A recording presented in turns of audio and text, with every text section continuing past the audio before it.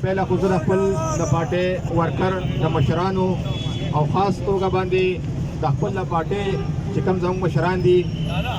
هغوی همیشه د خپل عوام لپاره आवाज اوچت کړی دی خوا مهنګایي خلاف دی خوا پی ډي ایم جلسې دي خوا ریلې دي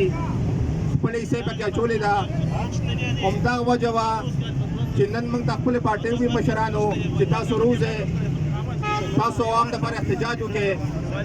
دا نننۍ ورځ صرف زموږ لپاره نه ده دا هر هغه پارټۍ لپاره ده دا هر هغه ورکر لپاره ده دا عام پبلک لپاره ده چې روزي دې کې حصه والي دا زموږ ټولو په شریکه جنګ دی زه به خپل وزیر اعظم صاحب ته یو خبره وکړم د هغوی خو یاداشت هم لږ کمزوری دی هغه ویلي چې یاره خو لږ خلک هم راووتل او زما خلاف یې دا شان احتجاج وکړو نو زه به په وخت باندې کښېنم نو تاسو داسې چې په تاریخ کې لیدي دي داسې احتجاجونه داسې مهنګایي نن کو تاسو ډالر وګورئ کو زم پیسه وګورئ کو د تیلو د حالت وګورئ نو ورځ تر ورځه ګراني راځي او زه خپل عوامو ته هم دا هم وایم چې دا دونه تکړه نه دي چې تاسو ته به مهنګایي چې دي کنټرول کړي د دې یو واحد حل دا دی چې دوی دې خدای ته دې وګوري حکومت نشي چلولی خو په قلاره دې کښېني دا جمهوریت دی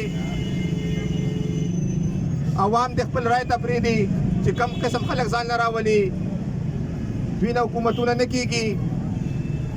ورځ تر ورځه او د دې اصل وجه هم دا ده چې کرپشن دی مهنګایي په ملکونو کې هسې نه راځي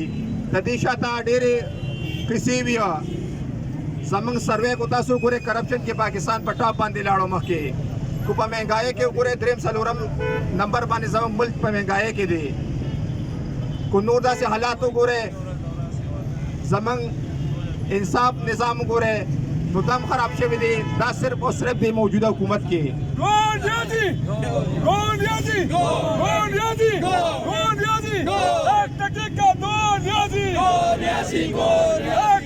همدا موجوده حکومتو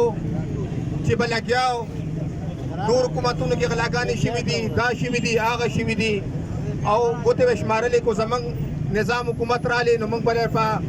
90 ډیز کې دا عمل صحیح کو دا به وکړو هغه به وکړو نو ما ته یو سړی راشي په چیلنج باندې دی وایي چې نه کم شي صحیح کړی دی